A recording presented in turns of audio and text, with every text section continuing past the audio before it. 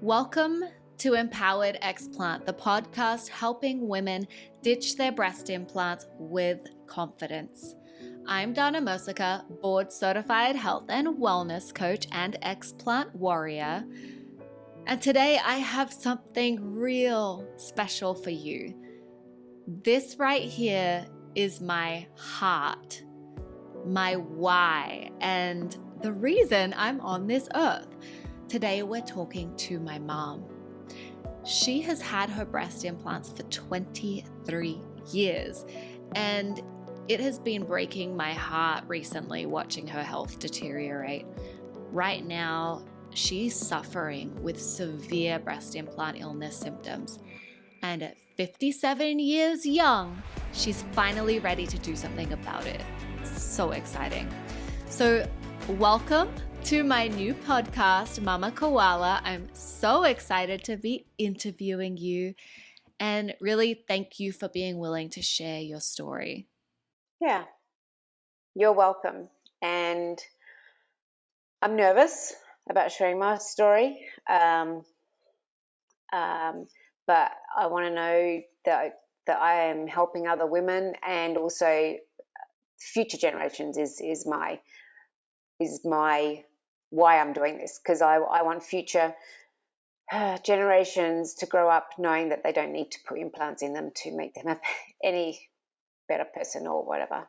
So yeah, absolutely. Oh, I love that. And it's so brave of you, and it's completely normal to feel nervous, especially when you're being so vulnerable and sharing your story in front of a lot of people you don't know. I mean, it's just so brave.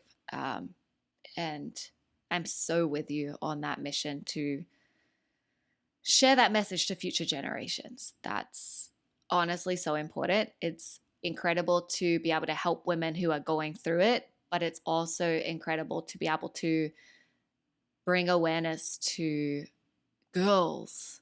yeah. Girls who are still so young and are questioning their body image, Right. and wondering if this is the answer. Mm-hmm. So tell us about what led you to get breast implants. Okay, well, my ex-husband, he had the capabilities of making me feel like I'm not good enough, that I'm insecure, I'm inadequate. He would say things to me. He would always actually make comments to me about how beautiful other women's breasts were. And I had 2 children. I breastfed both children. I was a small, yeah, you were one of them. I'm like, yes, you did. Yeah. But I mean, I only breastfed you for 4 months, but my son I breastfed until he was 18 months. Mm. So yeah, and I was an A cup, and I was made to feel that it just wasn't adequate. And so then after my divorce, I had the funds to be able to get some implants, and I thought that was going to make me feel better. I also, it was a big one of them to my ex-husband as well. By the way, if you're just listening to the podcast and not watching the podcast, she just flipped off the camera. So that's what one of them was. Yeah, without swearing. Yeah. And at the time I was a lightweight.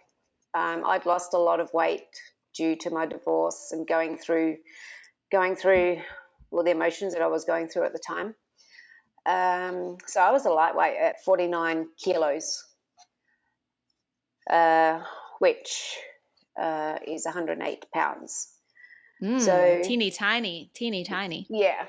So I was, and so I said to the surgeon, then I said, I'd like to go to a C cup.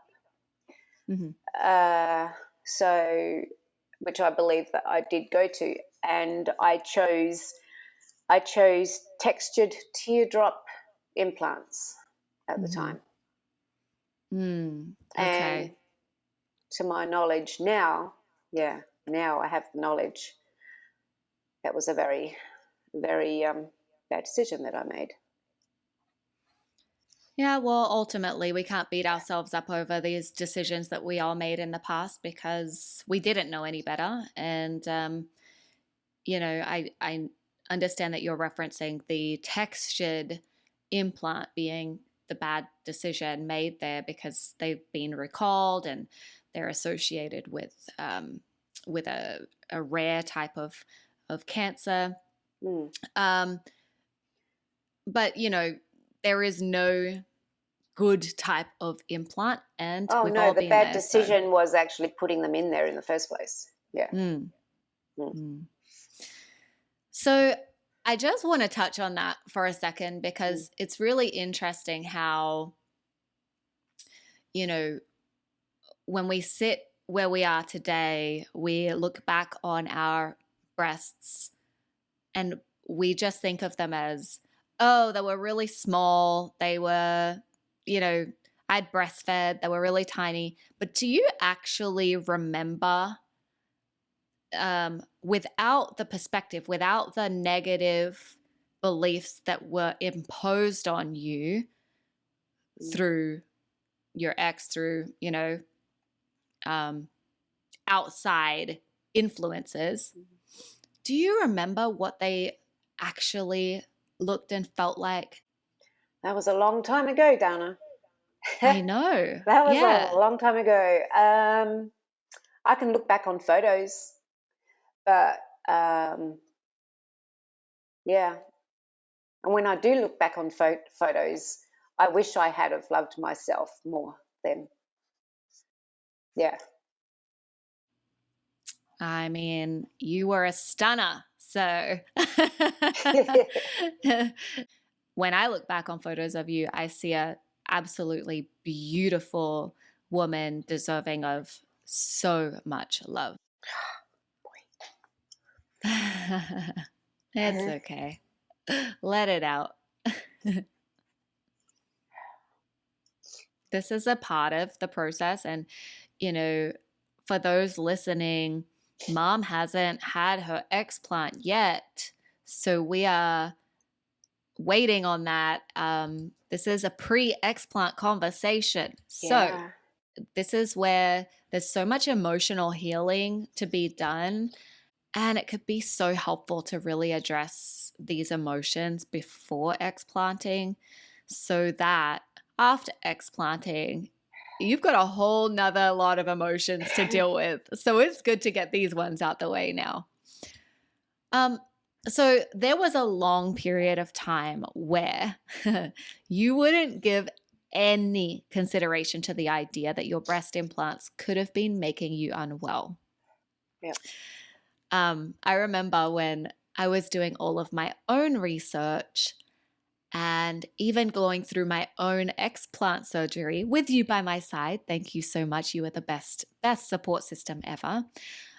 You really were. You were so supportive of me and my journey, and you listened to what I was going through and experiencing, and you never judged me at all once or questioned me, which was beautiful. But you did not want to talk about it for yourself. And you even said the words, I'll die with them in. I did. And now you are counting down the days to get them out. You are so excited for your surgery and you cannot wait. So, when did this shift for you? What was it that changed your mind? Well, um, financially, I thought I would never be able to afford to get them out. Mm-hmm. Like I was seeing the dollar signs in front of my eyes as to what this was going to cost. Um, uh, and then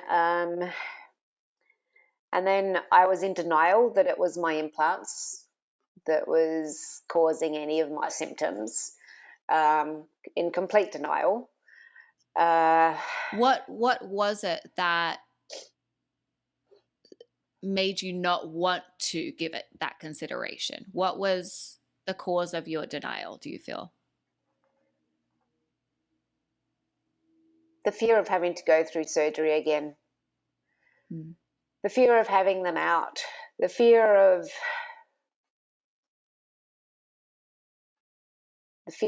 the recovery.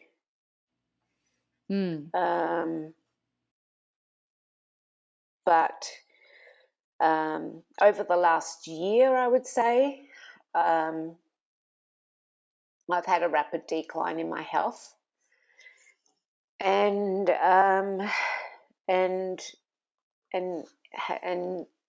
my health, and also having the ability to actually be myself. Like my memory has been super bad, and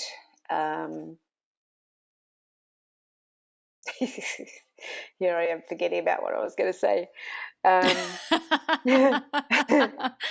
memory has been so bad, but I think, and now I'm just like I've put on weight over the years. So like I'm now 65 kilos. So my small A size frame has actually gone to I've got more breast tissue now. So like my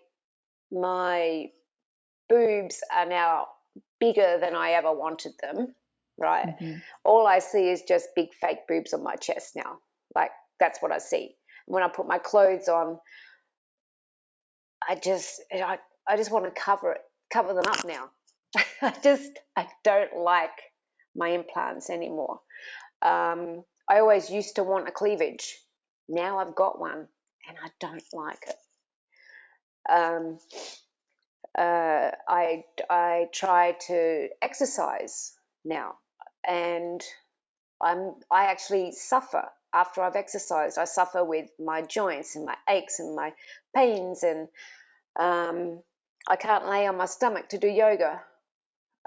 It's super, super uncomfortable. What else?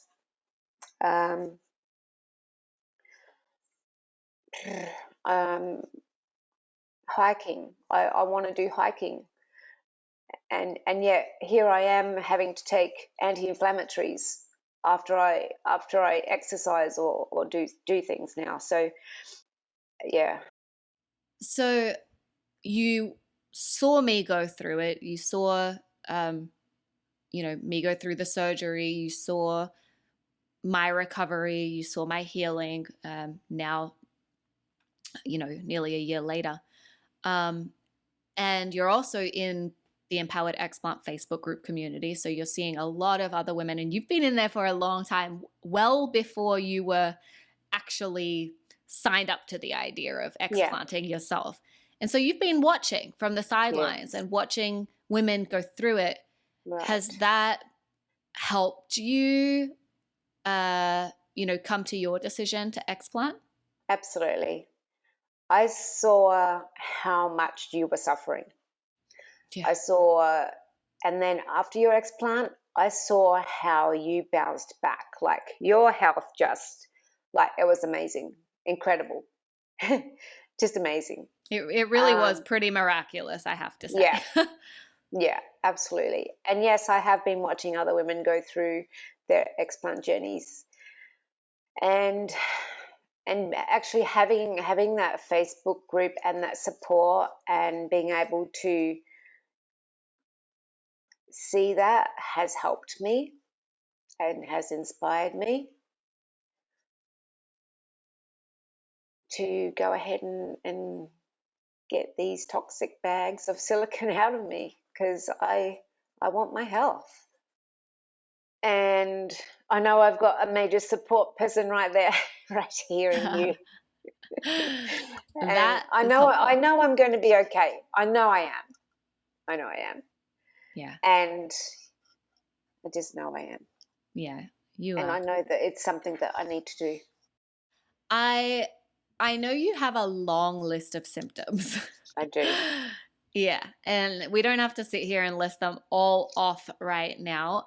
But can you share about which symptoms you're suffering with the most? Yeah, I did jot some down, so I'm going to have a quick look. All right, I would say that the major one right now, well, there's a few, but I'm going to start with the one that really bothers me is the ear ringing. I have ear ringing daily. I never ever used to have that. And at times it's worse than others. My inflammation, my joint inflammation is really bad. My brain fog, my memory is bad. I'm really looking forward to that improving. My fatigue, like I do an 8 to 4. I work as a nanny, and I do an 8 to 4 Monday to Friday. And by 4 o'clock, I am so exhausted, so exhausted. I have joint pain, muscle pain, night sweats. During the night, I wake up. It wakes me up. My hands go numb. My fingers tingle.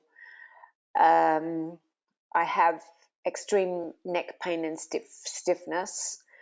And to top it all off, now I have eczema on my face. This is a new one, huh? This It's just a new recently. one.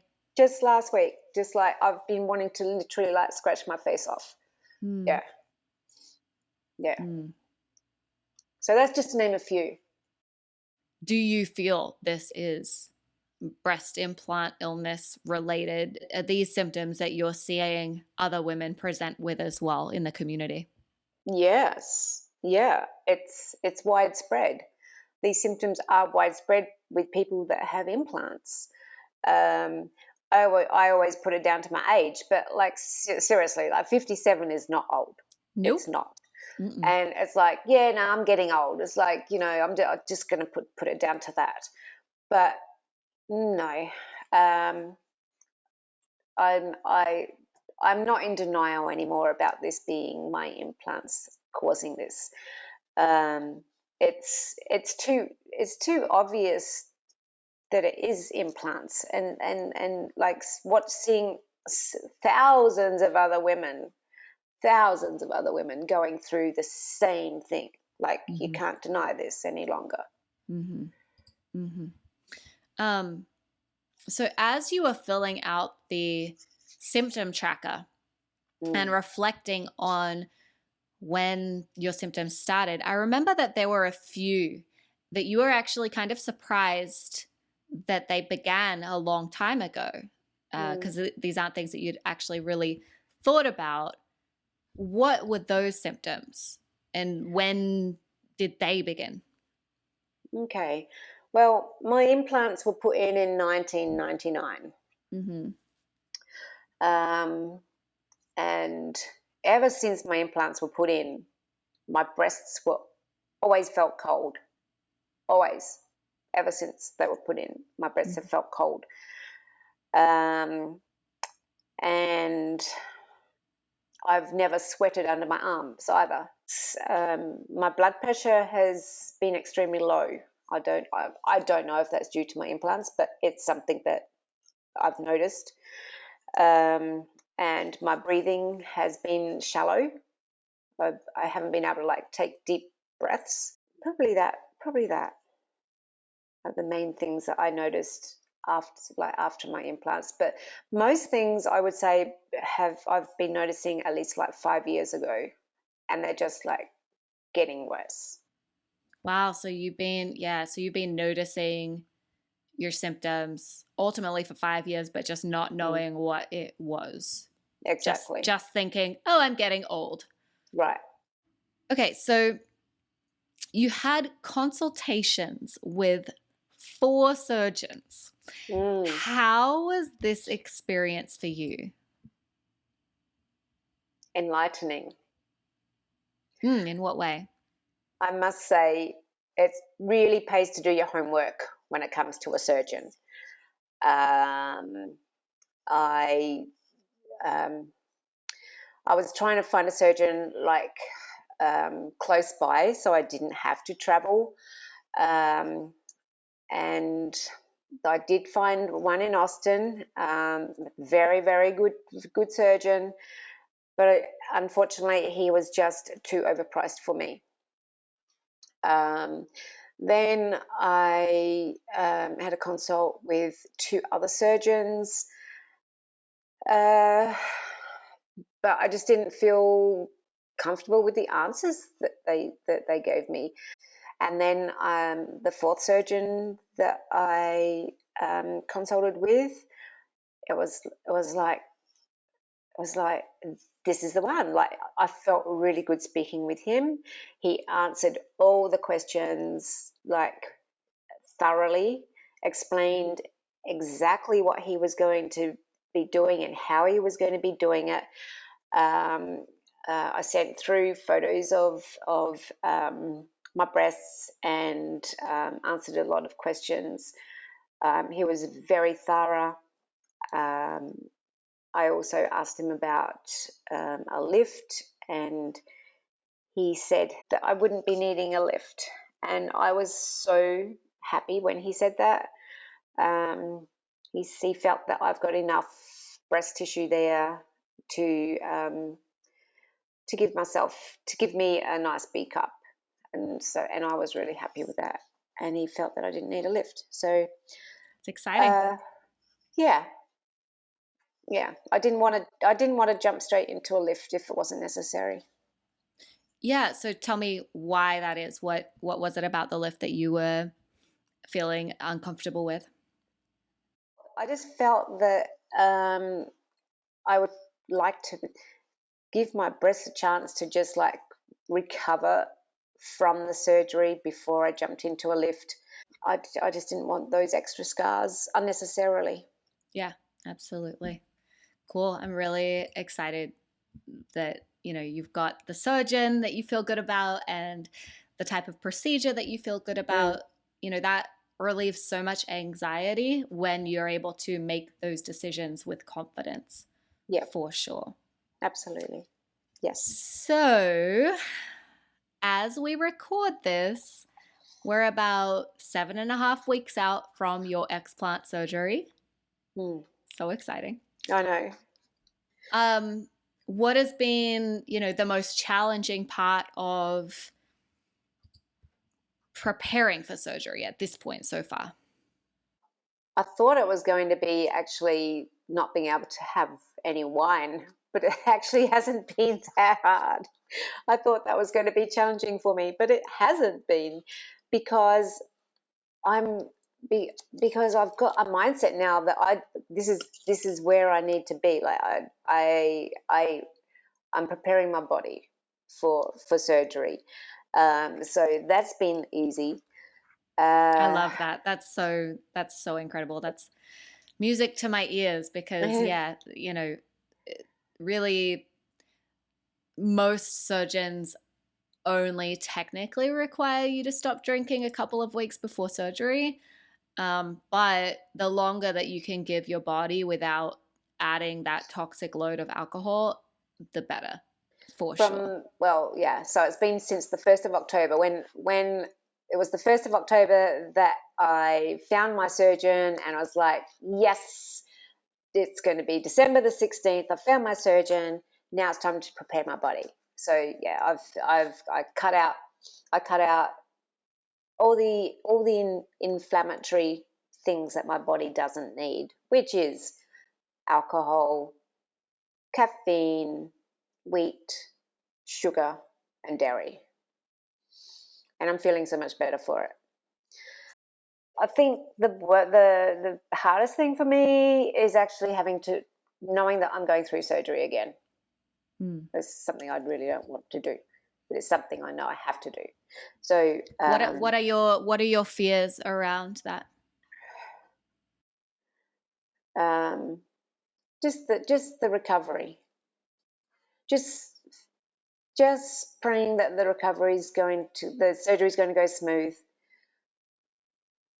I don't know what he's going to find when he goes in. I don't know if they're ruptured or what's going on in there. So that's a fear because they are textured, and they are textured implants as well. Yeah. So they're fears that I have, and what the pathology report's going to come back as. And then also the recovery of 6 to 8 weeks of just being super careful about not undoing the healing process. Mm-hmm. Yeah. Yeah. And that is challenging, especially when you are someone who's very active and independent, Miss Independent over here. But, Yes. you know, having a good support system is so important. And I will be by your side, nursing you back to health. I know. Thank you.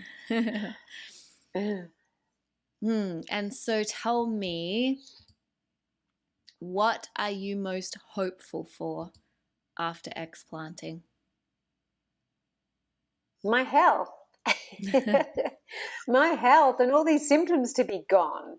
Yeah. Like, yeah, that is what I'm most hopeful for. You know, I've spent the last 23 years poisoning my body with these toxic bags of silicon in me. So I know it's going to take me time to heal. But you know what? I would choose my health over over the size of my boobs any day. And I'm also looking forward to loving all of me, my natural me, and who I am. Yes. You've come a long way from saying that you'll be dying with them in your body. Yeah, I know, right? Oh my goodness, this is so beautiful to hear this coming from you. You know, you were sharing earlier that a big part of your why, a big part of your reason for speaking out is to impact future generations. Yes. I kind of want to touch on that, and I want to hear from you. I want to hear this where you are now before you explant, because honestly, after you explant and when you, I mean, at least for me, because a lot of my symptoms healed up, well, most of my symptoms healed up extremely quickly. And it's incredible how then months later, you kind of forget. I mean, I'm never going to forget how shitty I felt, but like, it's different when you're not sitting in those shoes anymore. So I want to hear from you now, while you've still got them in your body, while you're still suffering from these symptoms, while you're still in this place of struggle. I want to hear from you a message that, like, what would you want to tell future generations? What do you want to tell that younger version of yourself, or, you know, those young women out there who are where you were, not feeling enough? What do you want to tell them?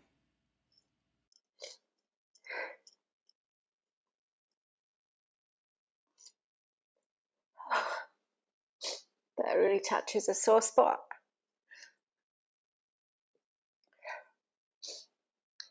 You know, I've got scars on me from my implant surgery, but the deepest scars that I have are from being made to feel that I'm not good enough. So, to future generations and to the young me, don't let anyone make you feel that you're not enough. Don't let anyone let you feel that you're inadequate, because you are. You are beautiful inside and out, and just know that. Know that. Don't let anyone make you feel anything less. And love yourself. Love your whole body. Love your whole body.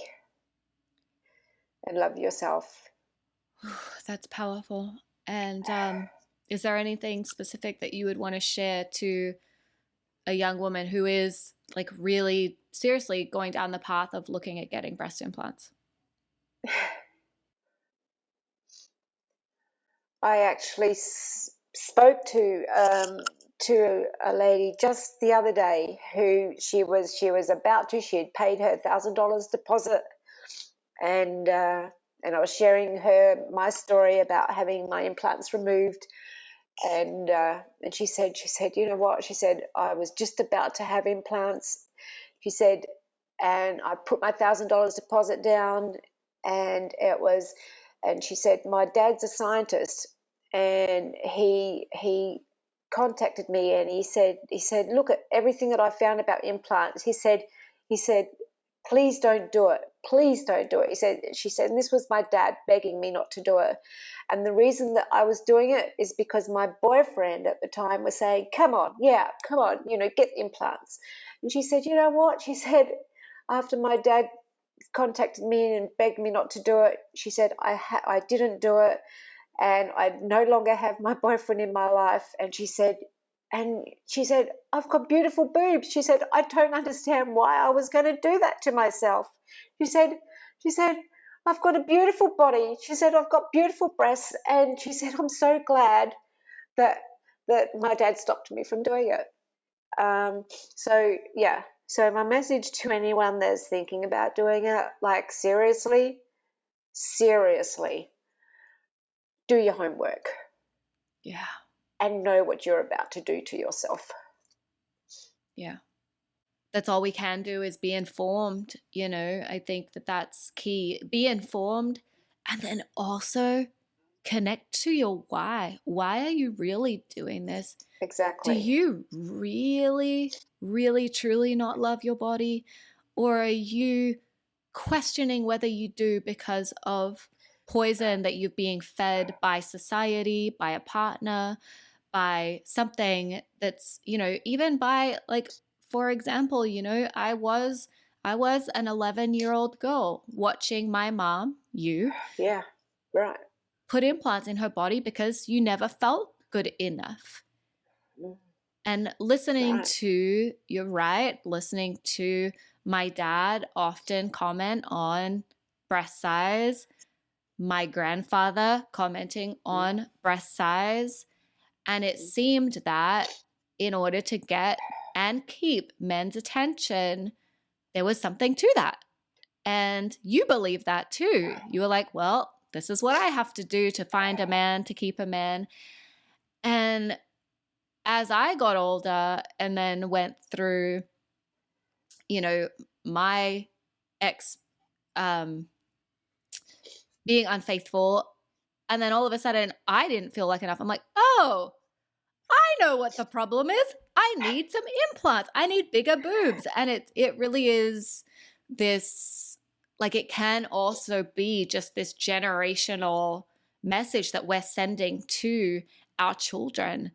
Yeah.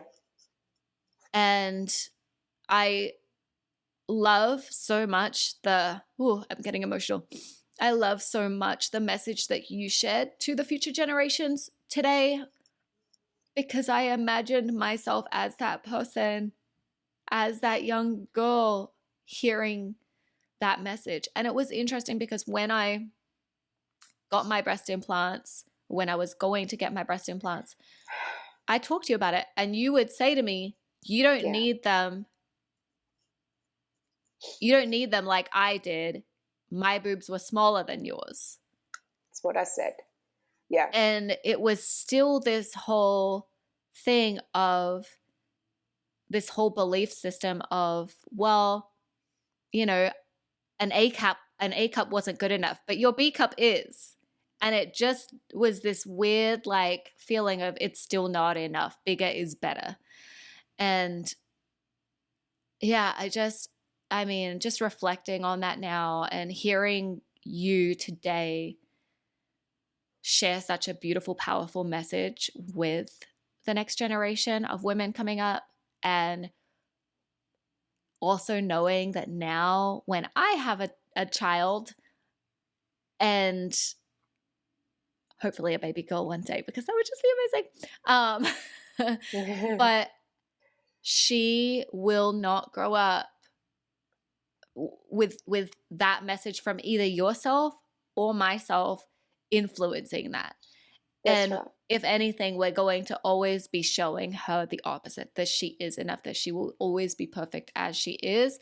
And we'll be in her corner, ready to kick anyone's ass who says otherwise. Yeah, that's right.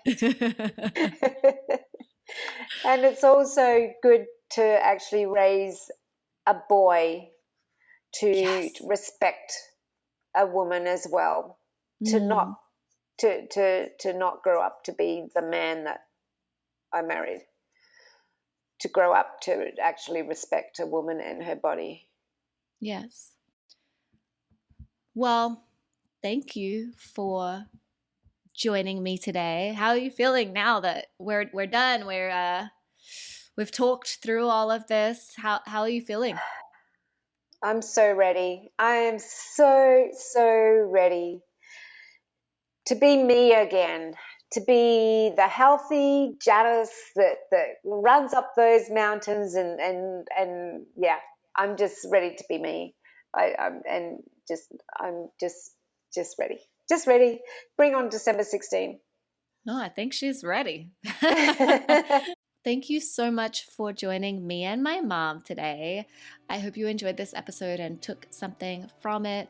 I am so excited for my mom's surgery on December 16. We will definitely be doing a follow-up episode after her surgery and recovery and seeing how she's feeling on the other side. So please hit subscribe. That would be incredible so that you can join us here for episodes dropping weekly. And also, please share Empowered Explant with your friends. That would be incredible because, like I said, you never know who might need to hear this. Let's make natural and healthy the new sexy. I will see you again soon here on Empowered Explant.